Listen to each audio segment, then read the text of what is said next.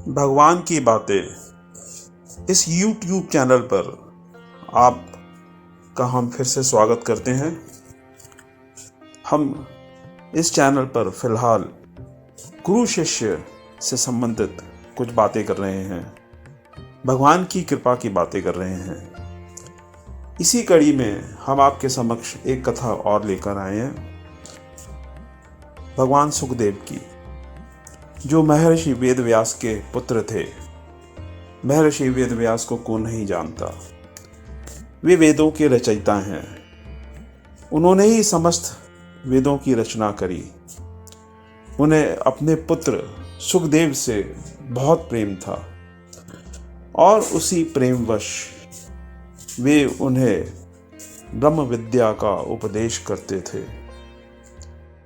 परंतु दोनों के बीच में पूर्ण रूप से गुरु और शिष्य का संबंध स्थापित न हो पाया।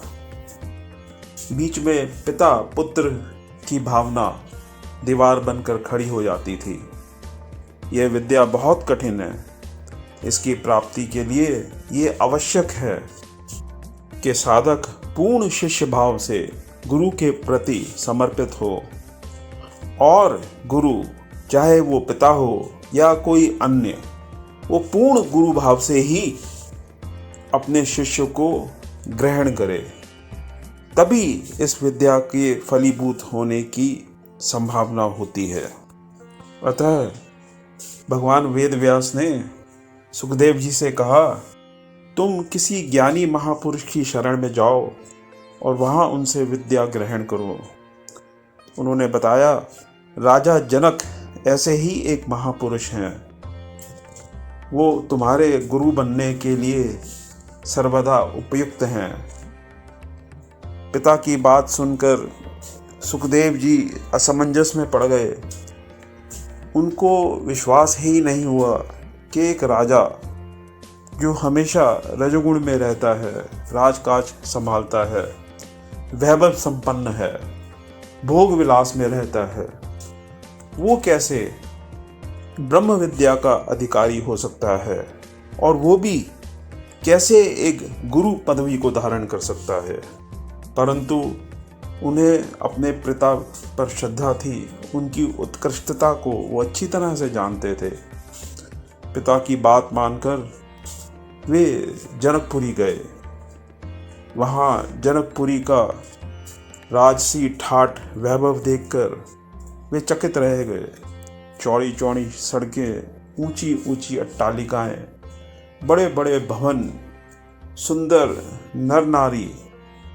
महल पर पहुंचने पर उन्होंने एक प्रहरी से कहा, राजा को सूचित करें कि महर्षि वेदव्यास के पुत्र सुखदेव जी आए हैं, वो उनसे मिलना चाहते हैं। प्रहरी अंदर गया और राजा को सुखदेव जी के आने का समाचार बताया।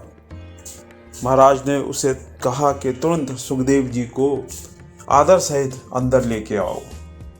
सुखदेव जी शिष्टाचारवश अपना कमंडलू और दंड बाहर छोड़कर राजा के समीप गए। अंदर का दृश्य देख के तो उनके मानो होश ही उड़ गए। राजा पूरी ठाट बाट से अपने सिंहासन पर विराजमान थे। परिचारिकाएं उनकी सेवा में लगन थी। कोई उनके हाथ पांव दबाती थी, कोई अपने हाथों से उन्हें फल खिला रही थी और कोई उनके चवर ढुरा रही थी। सुखदेव जी खिन्न हो गए। उनकी समझ में नहीं आया कि ऐसे व्यक्ति को कैसे तो ज्ञान हो सकता है और कैसे पिताजी ही उनको यहाँ भेज सकते हैं। हो ना हो पिताजी से कोई भूल हुई है।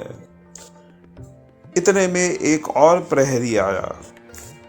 वो बोला, महाराज, महल के दक्षिण भाग में आग लग गई है। सुखदेव जी ने देखा, महाराज के चेहरे पे किसी तरह का कोई विषाद उत्पन्न नहीं हुआ। उनके चेहरे पर कहीं कोई दुख और विषाद की रेखाएं नहीं थी। वे वैसे ही तटस्थ बैठे रहे। सुखदेव जी को इतने में ध्यान आया कि उनका कमंडलू और दंड तो बाहर ही पड़ा है, कहीं उसमें ही ना आग लग जाए।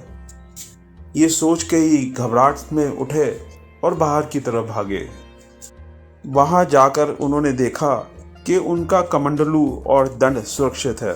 उन्हें बड़ी राहत महसूस हुई। अंदर आए तो इतने में एक और प्रहरी आया। उसने महाराज को कहा, हे राजन, आग पर काबू पा लिया गया है, कहीं कोई विशेष क्षति नहीं हुई है। सुखदेव जी ने देखा राजा का चेहरा फिर भी निर्विकार था। उनके चेहरे पे कहीं संतोष, सुख या आनंद के भाव नहीं थे। तब सुखदेव जी को समझ में आया कि राजा वास्तव में बहुत ही ऊंची स्थिति में है।